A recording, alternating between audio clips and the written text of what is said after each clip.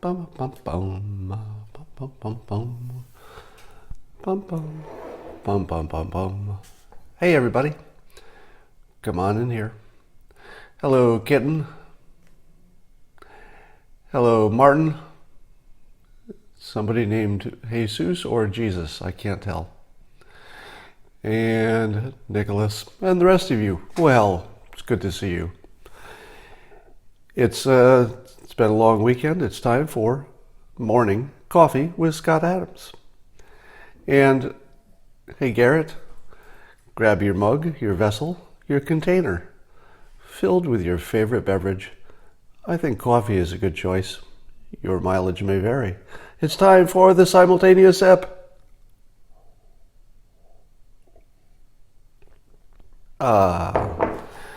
Yes, so the news today is that Mexico is getting ready to sign a new trade deal with the United States.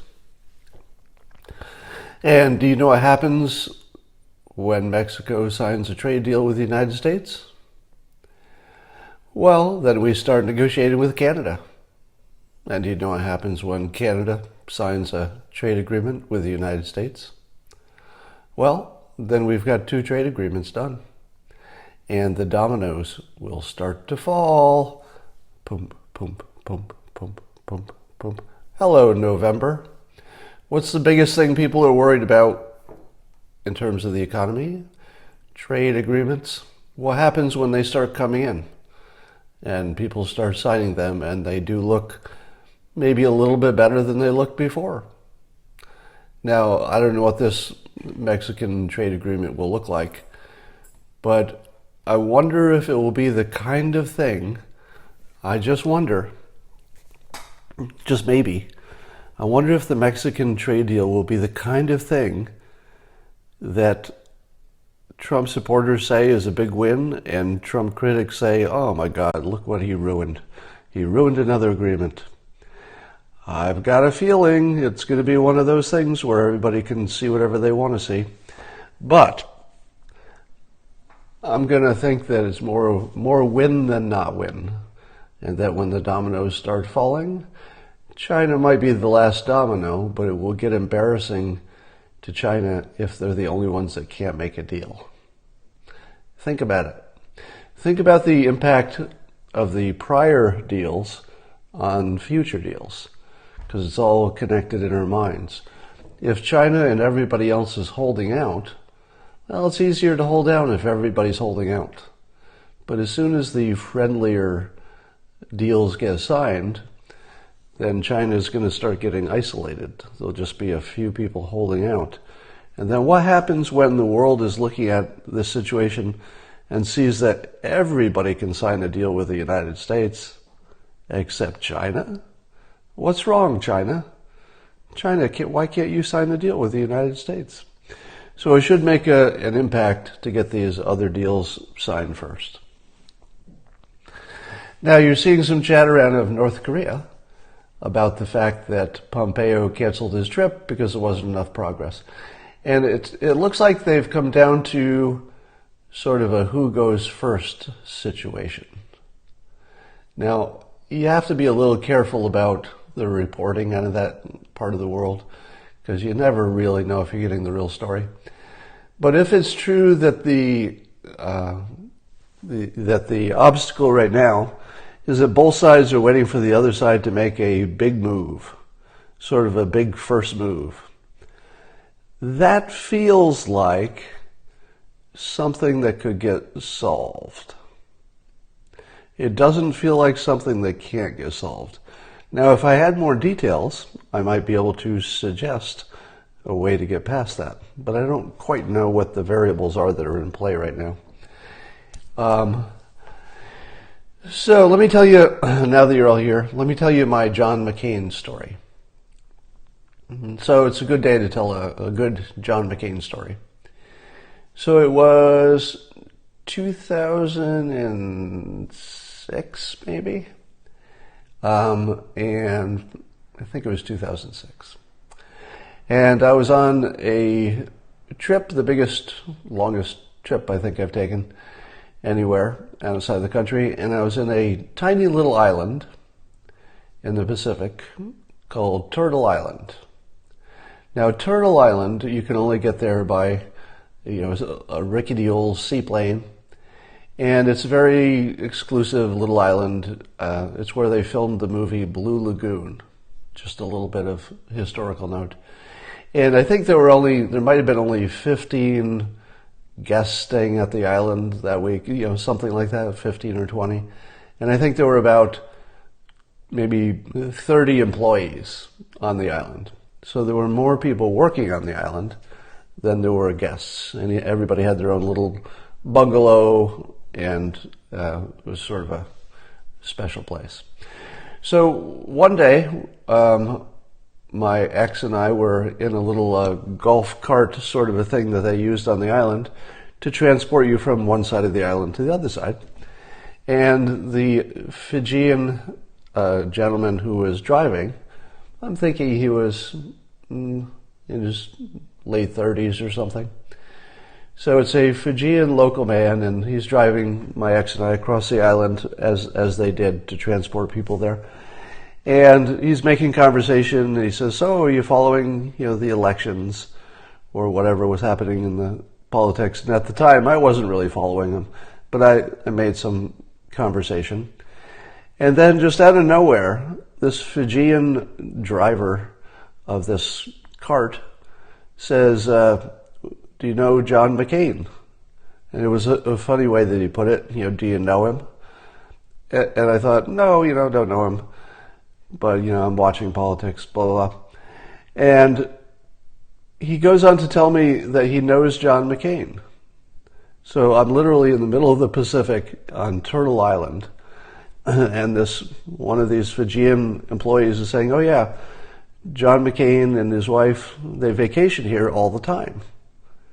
And he said, "Yeah, it's their regular place that they go. I don't know how often, but sounded like they've been there a number of times. Enough so that the small staff on the island knew them quite well, knew them personally." And here's the story he told. He said, he's here a lot. I got to know him over the years. And he said that if I'm ever in the mainland, I should come look him up and stay with him. All right, just picture this. So John McCain, one of the most powerful politicians in the United States, and therefore in the world, is on this tiny little island called Turtle Island in the middle of the Pacific, gets to know this Fijian guy who works there and says, "Hey, if you're ever in the United States, why don't you stop by my house?" Now, if you hear something like that, don't you tell yourself, well, he doesn't really mean that. He doesn't actually mean stop by my house, because this is just the employee on the island, right? So then the guy on the island goes on to say, and then, I planned a trip. I wanted to visit some family or something. So I went over and I looked him up, and I stayed with John McCain for a week. That actually happened. So he went to the United States, took him up on his offer. I don't know if he has text. What did he do? Did he text him and say, "John McCain, I'm in the neighborhood. Can I stay at your house?" And McCain said, "Sure, come on over." He just stayed with the McCains for however long. So that's my whole story. The story sounded much better in your head, somebody said. Hey, I only have one John McCain story. This is the day to tell it, right? So that's the best I have. The guy was high on kava. That's funny because they did do kava, and they tried to get us to take some of it. But I think I tasted a little, but it was not a tasty mix. All right.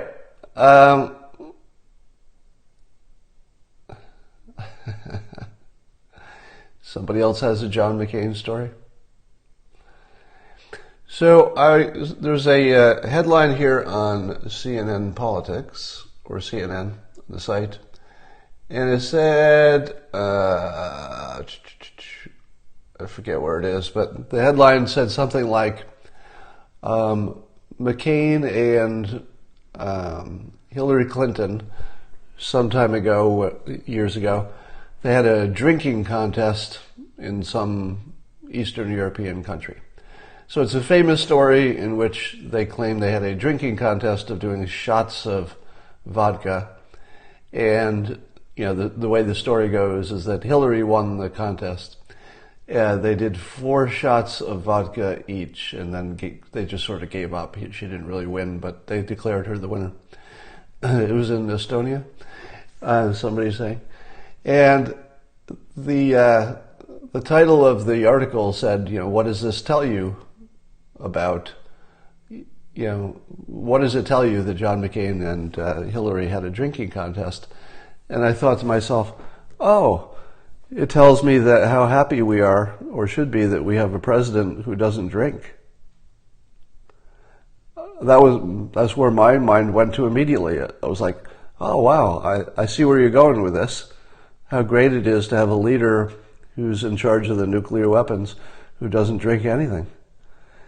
And I thought to myself, if you have a drinking contest in front of other people, you like to drink. You're a person who likes to drink. So I'm not so sure that CNN's point was the same point that I came to. Their point was that in those days, the left and the right could sit down and have a drink and reach across the aisle.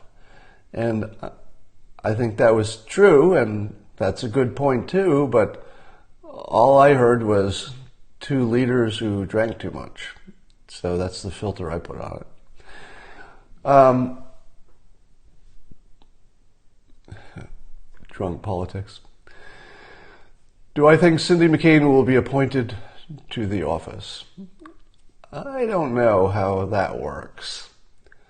I could see why they might, but I don't know if that's being seriously discussed. I just saw some speculation about that, so I don't have an opinion on that.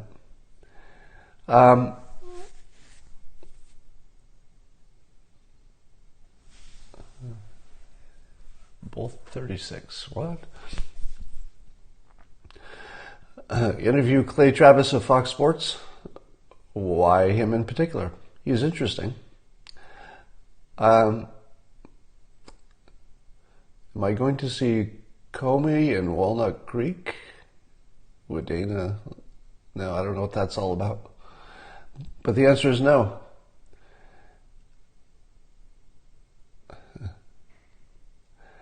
All right.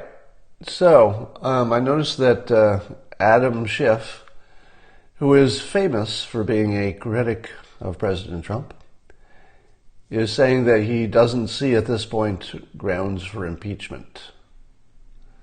Think about that. After everything that we've seen and done and been through, the biggest critic of the president came out and said he doesn't see grounds for impeachment. Holy cow. Now, of course, everybody says, yet. So, let's do a little pattern recognition here. The people who are anti-Trumpers say to themselves, there are so many avenues where we might find out something about the president that's bad, that surely we will. So people are saying, well, if it isn't Michael Cohen, it's going to be something that Mueller kicks up, or it's going to be the doorman, or it's going to be David Pecker at the National Enquirer. But one thing we can be sure about is with all these balls in the air, there's something that's going to get this president. We're going to find out something about him. It might be the IRS. It might be something. So that's one way of thinking. And then the other way of thinking looks like this. Are you frickin' kidding me?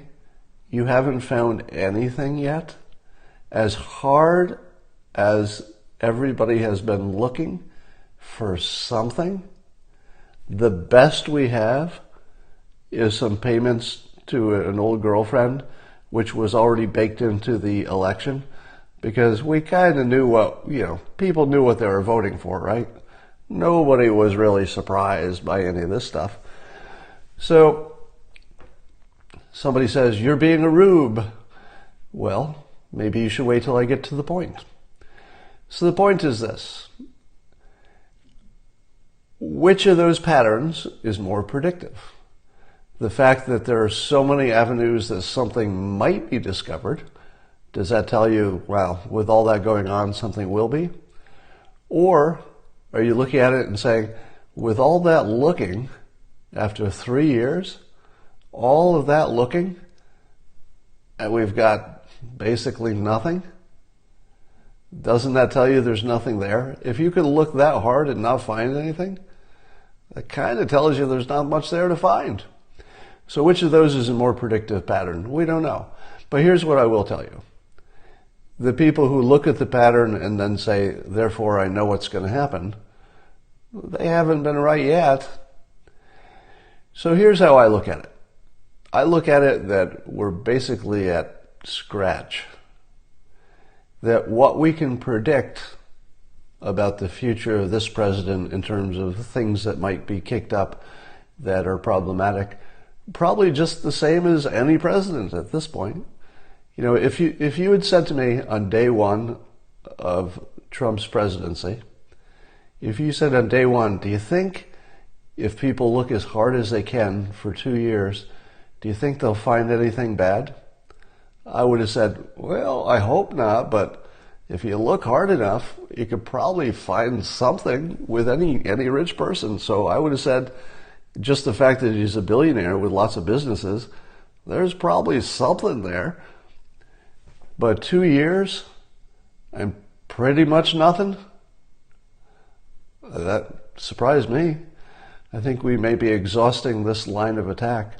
Have you seen the file of all the things that people have called this president? It's a funny long list of insults. All right.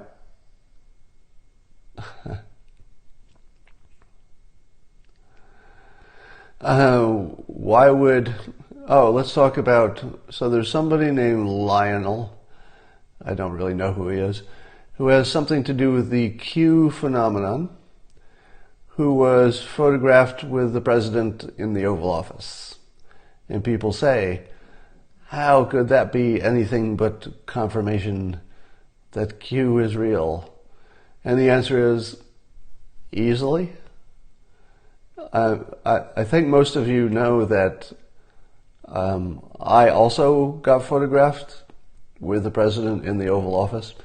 So being photographed with the president in the Oval Office is sort of business as usual for the president. People who are supporters, people who come in with groups, get their picture taken.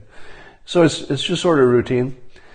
So would the president know everything about the people that he is photographed with? No, not really. There is no part of the process of getting your picture taken with the president that involves a deep look into your past. Or at least I'm not aware of one. I had my photograph taken with the president, and as far as I know, nobody did a deep dive on my politics or my personal life or anything else. I'm sure they Googled me, but or maybe not. But I don't think anybody did a deep dive on me, and I don't think they do a deep dive on anybody else. And if he came in with a group of people and then they said, hey, let's get our picture taken, there's nothing unusual about that. So the president has probably got his picture taken with lots of people who, if you look deeply into the background, you'd find at least one thing you didn't like. Now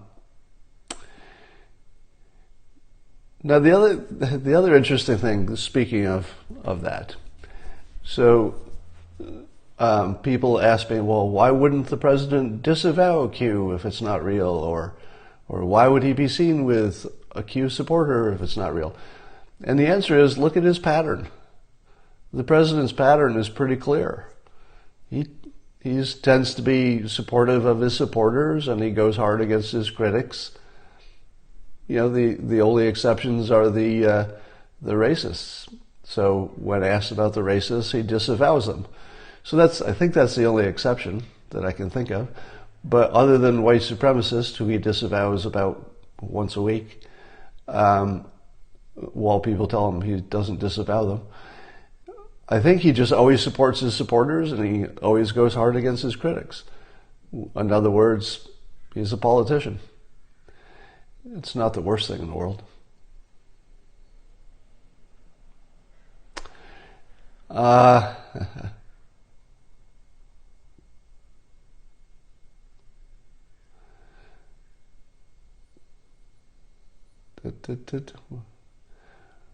Would you admit defeat if Q is real? Would I admit defeat if Q is real? I would admit to being amazed.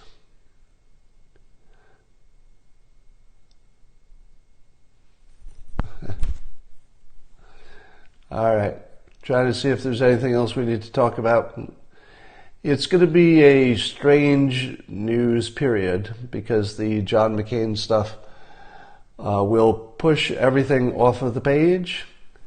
And if you're like me, you don't want to say anything negative about him, especially now. So there's not much to say that's interesting because complimenting people is just no fun.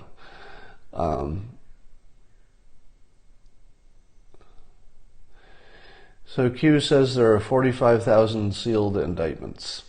What does that even mean? What does it mean to have 45,000 sealed indictments? About who, about what, for what? I don't even know what that means. The Florida shooting is not a topic I'm going to talk about for all the good reasons. Don't talk about idiots because I don't want the next idiot to get famous. But I can say an idiot did something in Florida. And that's all I want to say. Tiger Woods comment. Well, sounds like Tiger Woods made a comment. What was it? Let's see if he's in the news today. News, Tiger Woods. That he's just playing poorly? I don't see anything on there.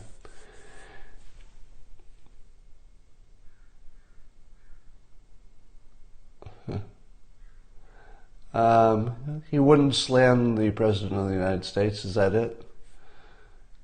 Well, he's just smart. All right, that's all I have to say for today. Not very interesting. Today is just a day to pay respects to Senator McCain and to veterans in general who he represented in his way. And we'll get back to other business at a more appropriate time. But for now, I will talk to you later.